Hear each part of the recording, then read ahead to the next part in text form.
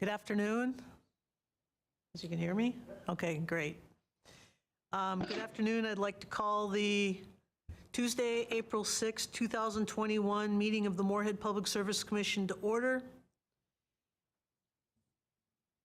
Customers wishing to address the commission for items that are not on the agenda, please fill out the request to speak form and give to the administrative assistant in attendance at the meeting prior to speaking.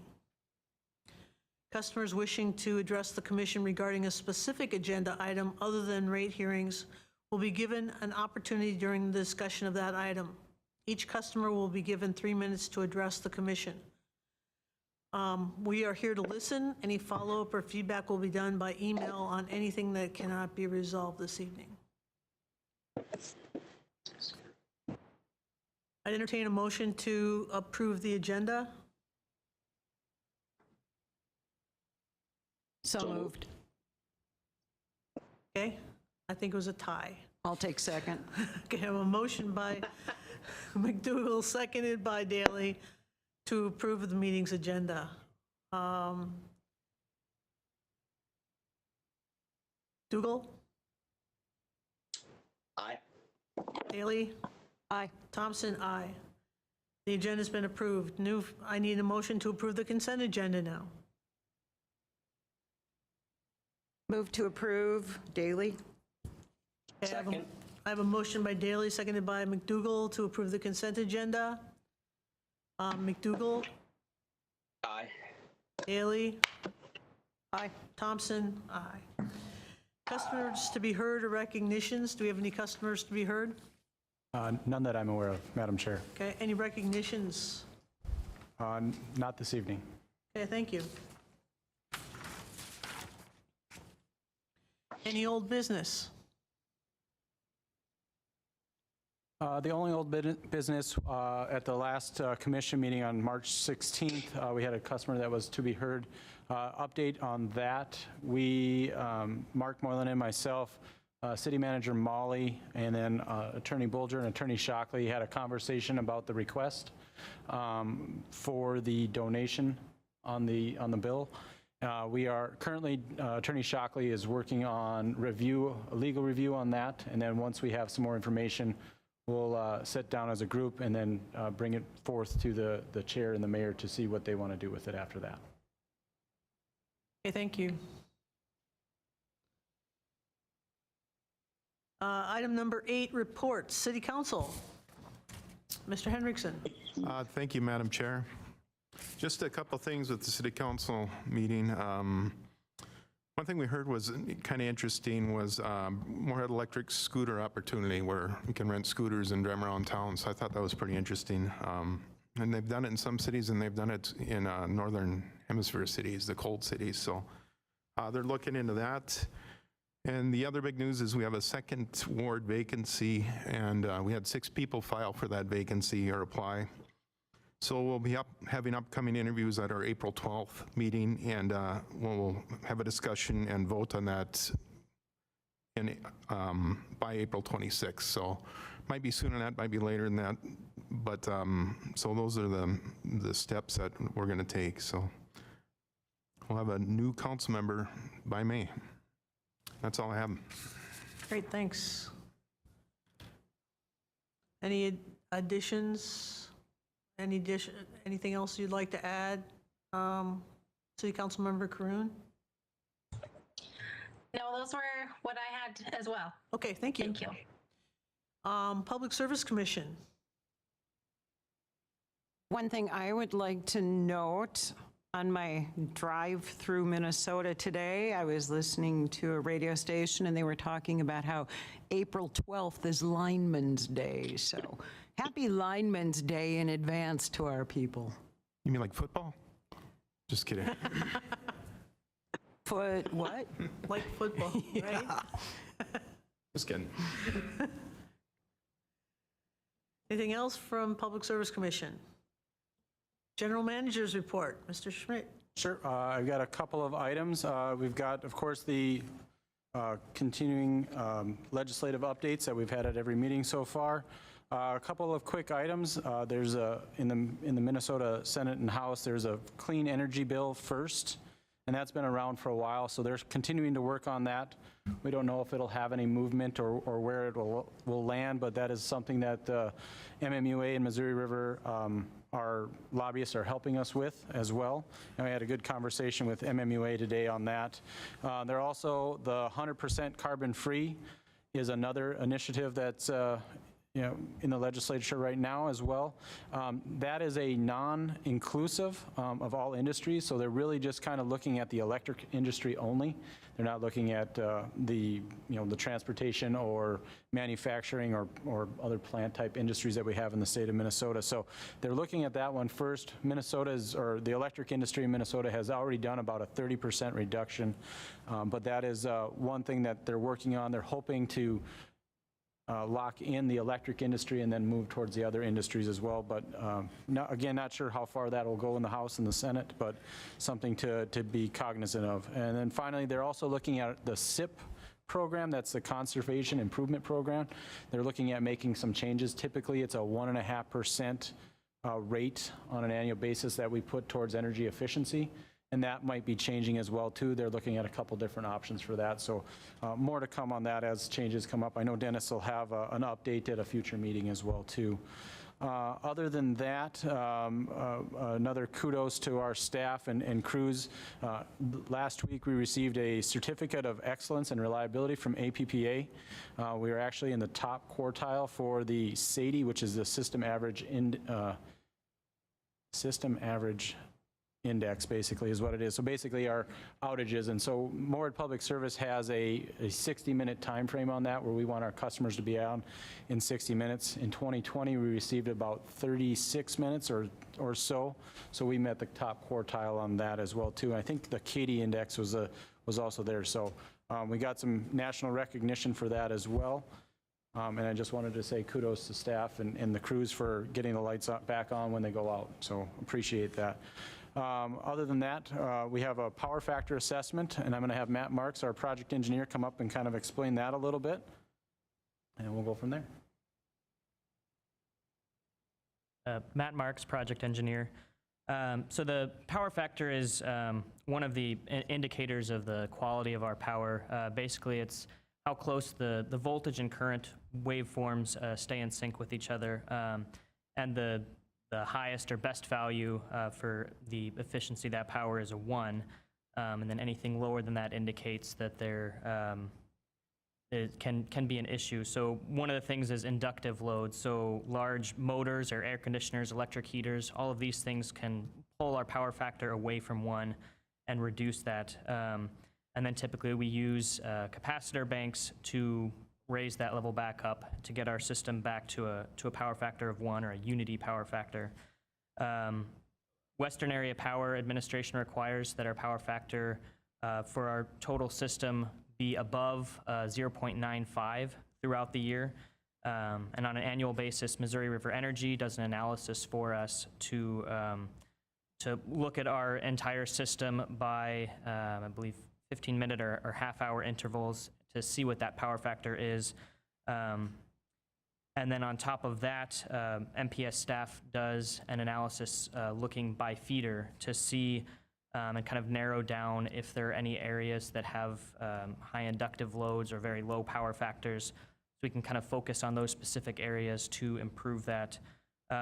We're sitting in a pretty good place right now. In 2020, we met that requirement for the entire year. We did not go below 0.95 at all, but there are a couple areas that we are working on. And then we continue to put together that report, to monitor that on an annual basis, to keep an eye out for anything that might impact that power factor. Are there any questions on that?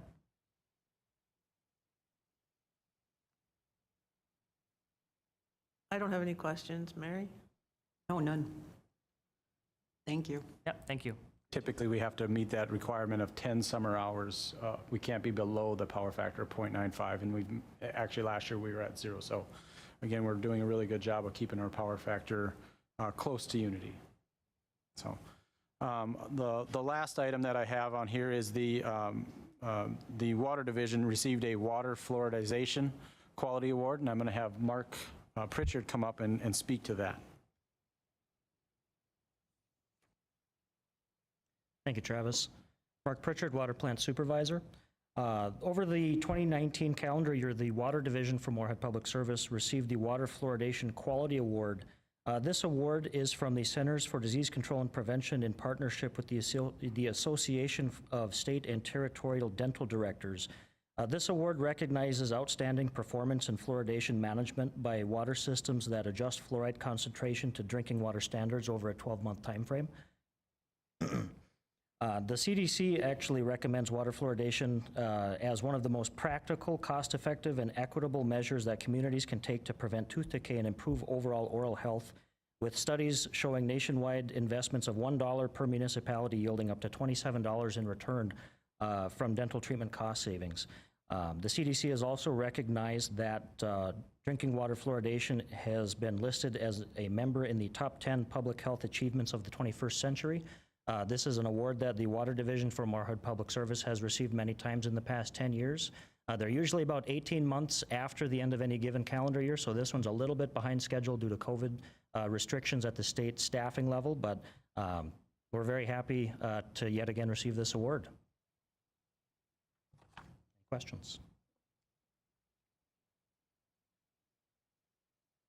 I think Mark. I think it's great that, thank you. I think it's great that we consistently do well in this area, and I don't know how you guys do it. I really don't. It's chemistry, and I just don't get it. But I think it's fantastic. Yeah, thank you. So congratulations. Thank you. It's equal parts chemistry and persistence. It's something that has to be measured every day, 365 days a year. And if you're above or below 0.1 milligrams per liter variance, you don't get the award. So it's a very tight tolerance. So I'm very proud of our staff. Wow, that's great. Thanks. I have a question.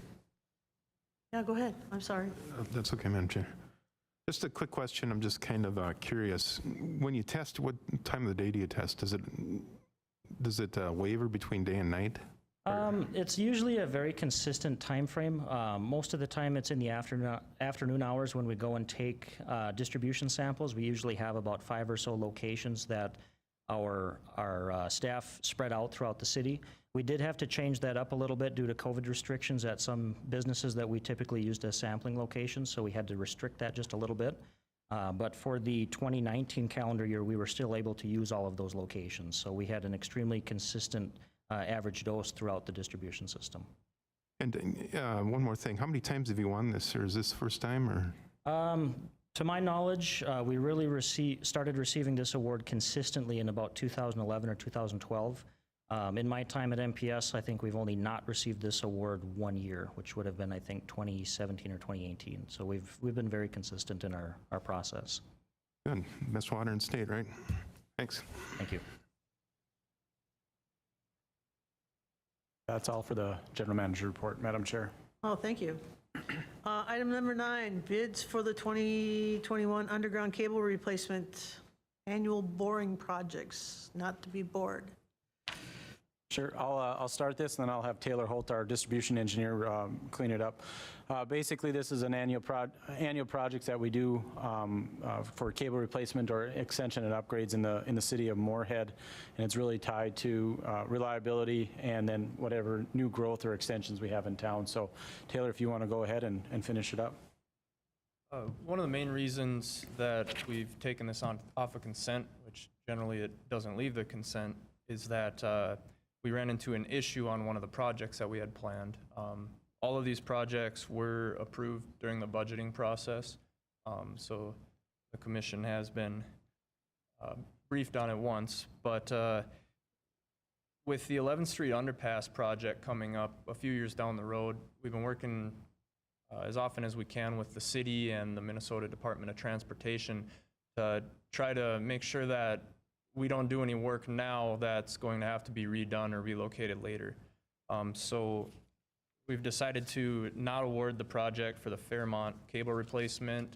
It does some work in some areas where the city may or may not be doing some very deep excavating. So we felt it was better to try to work around it for now, and then try to finish up the process down the road once we have a little bit more certainty in what's going to happen. So some adjustments were made with the numbers and the bid tabulation to accurately reflect the bids and the awarding process. There's also bid item 2 that doesn't oftentimes get addressed, our annual boring contract. It's explained a little bit in the agenda, but we like to have a boring contractor to do our miscellaneous work that pops up throughout the year. And since we don't know all of the work that we're going to do until it pops up, we've developed a bid tabulation form that kind of simulates what we would expect out of an average type year. And that allows us to try to properly award the contract to the lowest bidder. Yeah, the other part of that too is it allows us from having to continually go back and get quotes. We've got a contractor in place that can handle those, and we should have what is the lowest price throughout the year. Are there any questions? Just curious, are the contractors finding supply chain delays and things like they have in the past year, or have things gotten better with that? For the most part, the supplies that we have planned for install this summer, we've actually ordered. So we tried getting our orders done as quickly as we could last fall, and we're actually one of the utilities that orders earliest, or so we've been told by the vendors in the past. There's only one issue kind of that we're dealing with currently, and that's on some transformers that we use an awful lot. And we're working on a plan to get us to the point where they start coming in. Okay, thank you. Yep. Yeah, supply chain is a big struggle right now, and it doesn't matter if it's wire or conduit or pipe. So everything is delayed, and it's a struggle to get. So we try to be proactive and do everything in the fall, knowing that it could take months to get that. So we, again, staff is working, trying to relieve those issues ahead of time. We're definitely focusing more of our time weekly, trying to make sure that we don't run into any bottlenecks due to supply chains. It's tough. It is. Yeah. Anything else? I appreciate your foresight in terms of not duplicating efforts in the future. I think that's really important. And as we look ahead at all the neat things that are happening in Moorhead and all the possibilities, we also have to make sure that we're being smart. And thank you for being smart. Thank you. Mm-hmm.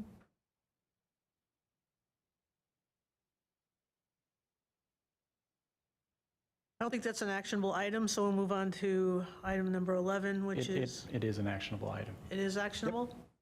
Okay, I was wrong. So we can accept this, though, not approve. Approve for award. Yep. Okay, so Yep. we approve it then. Yep. That's a roll call vote. So I'd entertain a motion to approve the bid. Not sure whose turn it is, but I'll take it. I'll make a motion to approve. Okay. Sebastian? Sorry. Just say yes. Just say second. Yes. Okay. All right, all in favor? did. No. You must- It's okay. Daley? Yes. Thompson, yes. McDougal? Yes. Okay, moving on. That bid has been passed. Moving on to item number 11, award the bid for the 2021 street and lawn repair. Sure. I'll have Jake Long come up and speak to this item. Again, another annual item that we handle. So Jake, go ahead. Jake Long, Water Distribution Supervisor. As Travis mentioned, this is another annual item that's similar to the annual boring contract or boring bid. This project consists of the repairs or restoration of the streets, boulevards, sidewalk, curb and gutter kind of things that were damaged by water main breaks or water main replacement, different maintenance activities with valves and hydrants, and also electrical service trenches repairs. This is also a projected or estimated bid that's put together by us by what we think is going to be estimated throughout the winter, which is hard to estimate sometimes, and then throughout the summer. So yeah, the commission approved the specs and authorized for bid at the March 3rd, 2021 meeting. We had our bids opened on March 24th.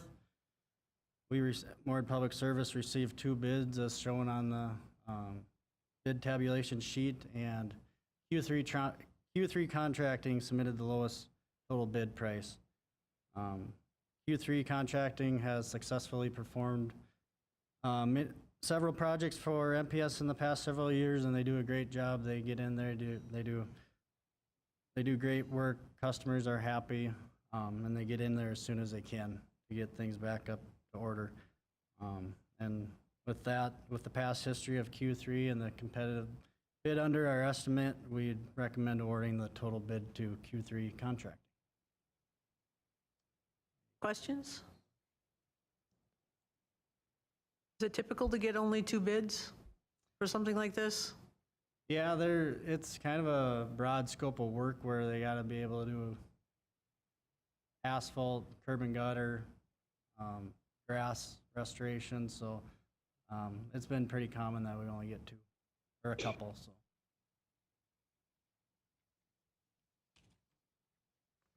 Questions?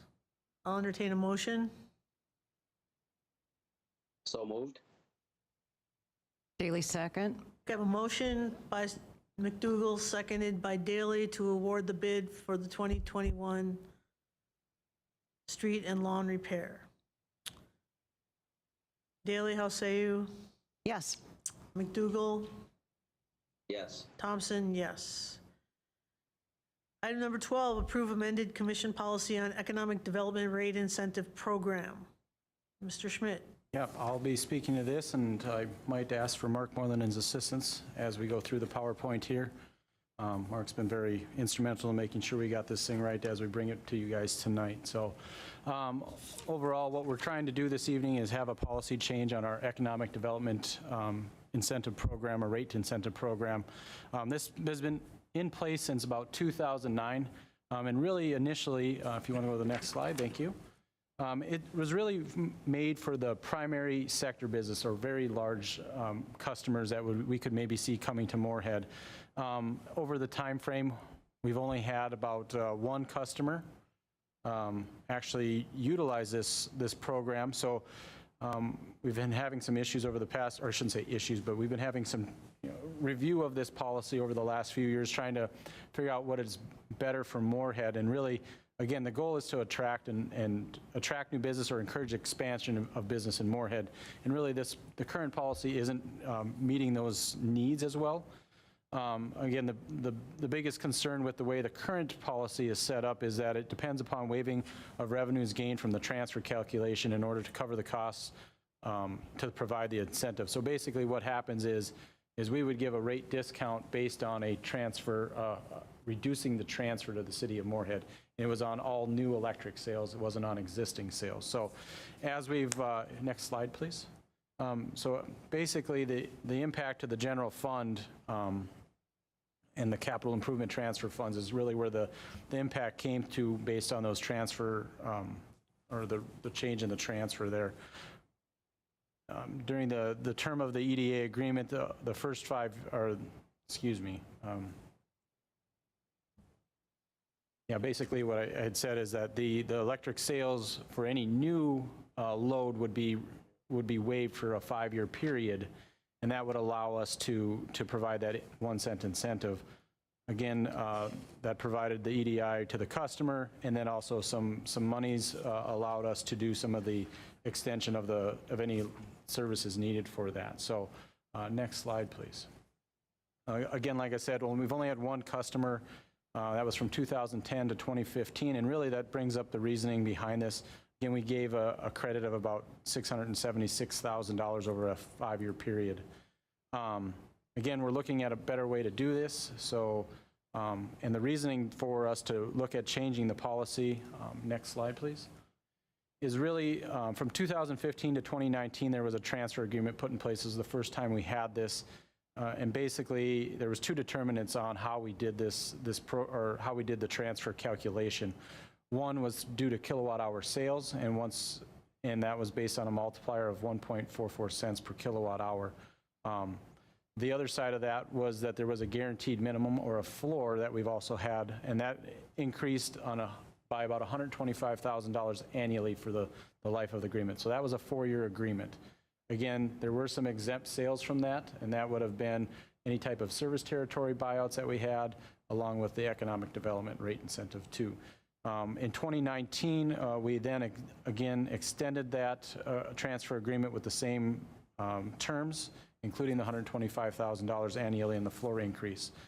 And really what that does is it causes us a difficulty of how to handle this going forward. If we were to get a customer today, tomorrow, a couple weeks from now, we would have some difficulties on how to handle this because one, either the city would have to agree to reduce their current transfer, which is still at $125,000 on an annual floor increase, which doesn't work for the city of Moorhead. And we've had those conversations with Dan as well too, and he understands this and agrees to the concerns.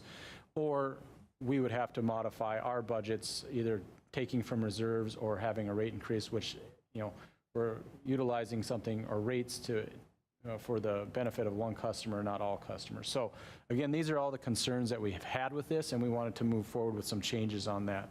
Again, realities, we haven't seen some of the, we've had minimal growth based on the transfer agreements calculations that we put in place initially.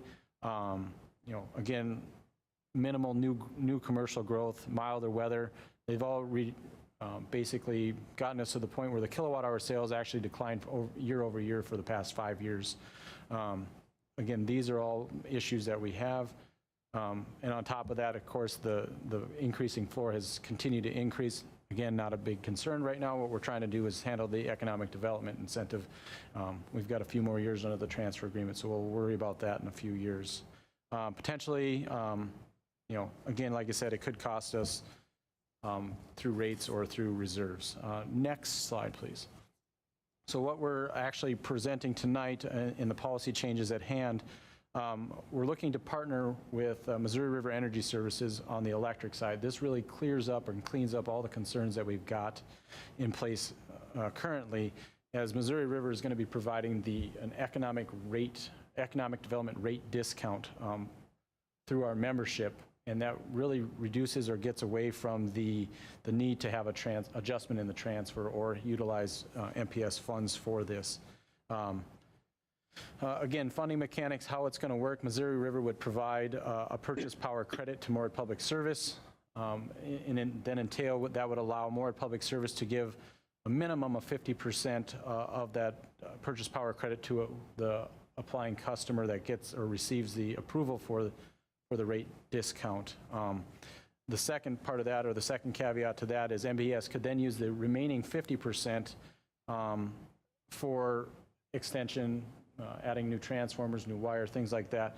And then how we're going to handle it is we would then take, after any type of capital cost to provide the power to a location or to a customer, we would then provide any of the remaining credit to that customer after the fact. So it allows us to pay off our capital infrastructure costs for a large load or a new load, and then take that and give any of the remainder to the customer for the remainder of a 4-year, it's a 4-year agreement is what it actually physically is. So it actually, they start at, depending on what tiers, there's actually 4 tiers. There's a 2 megawatt tier, a 1 megawatt tier, 500 kW tier, and a 250. So actually, not only does it gives us more possibilities and more customers we're going to be able to reach with this, it actually provides more opportunity for growth in Moorhead based on that. You could actually, instead of just being a primary sector business, it could be more of a medium-sized customer load that we could actually touch as well too. So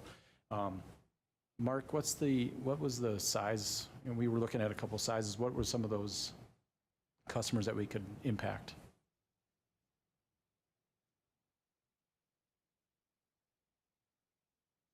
Mark Moylan, and controller. Yeah, as we were discussing it, we were looking at a couple of potential retail sites.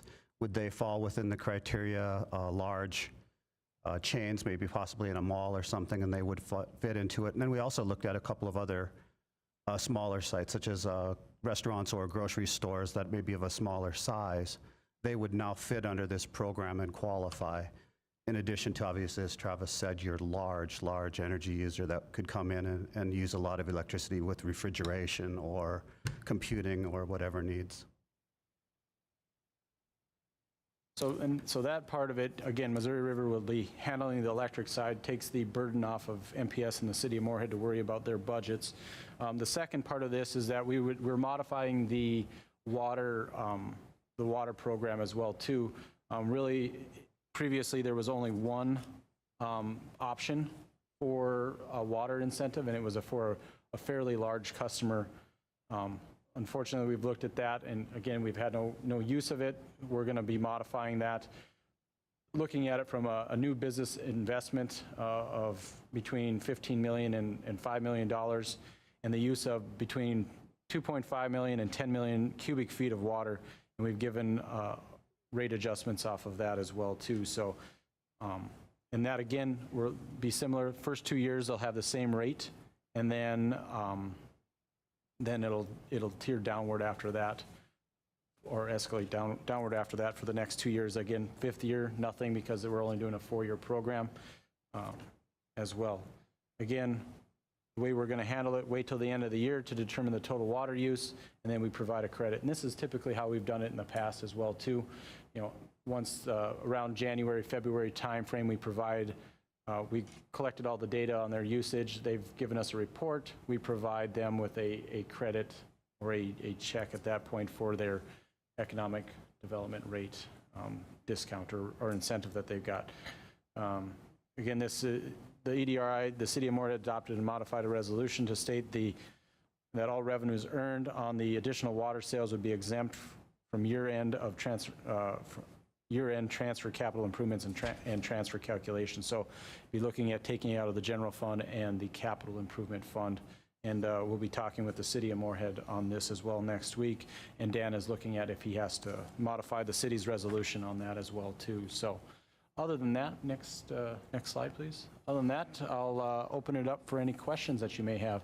I think there was a flyer in the packet as well too for you guys to look at, and that's the flyer that we'll be able to provide to customers, and the Economic Development Authority will be helping with providing this information out to either customers that are looking to expand or any type of growth requests that they have in Moorhead as well too.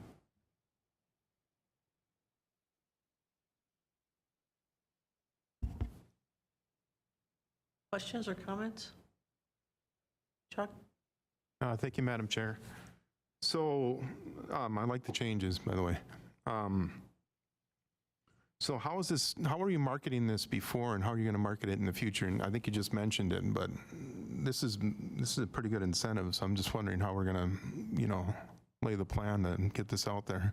Sure. Yeah, we have been, due to COVID, it kind of got paused. We were actually looking at this last year already, and we've had some good conversations with Derek LaPointe and Amy Thorpe through the EDA.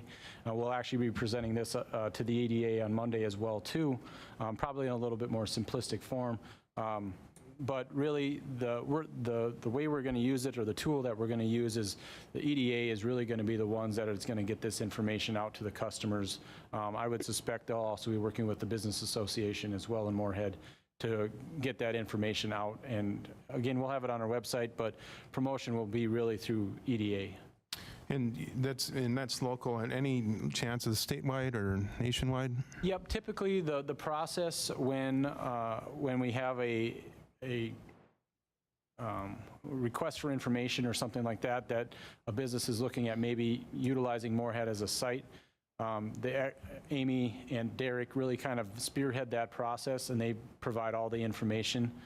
They work with MPS staff as well as city staff in collecting all the information to submit some type of request to or proposal to that group.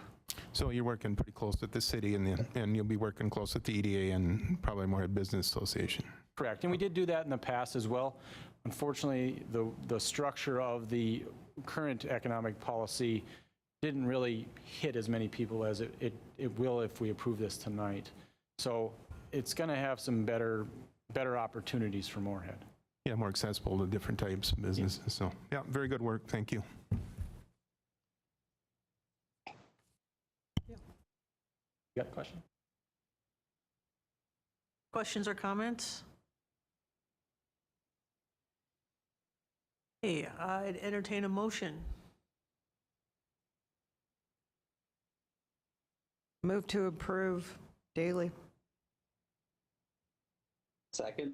I have a motion by Daley, seconded by McDougal, to approve the amended commission policy on economic development rate incentive program. Discussions? Seeing none. Daley, Yes. McDougal, Yes. Thompson, yes. Okay, item number 13, close the meeting for executive session. We are going to go into executive session. We will be closing the meeting on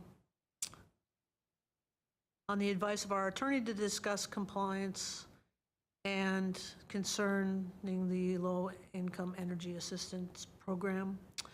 And this session will be closed pursuant to the provisions of Minnesota Statute 13D.03 subsection or subdivision 3A and Minnesota Statute 13D.05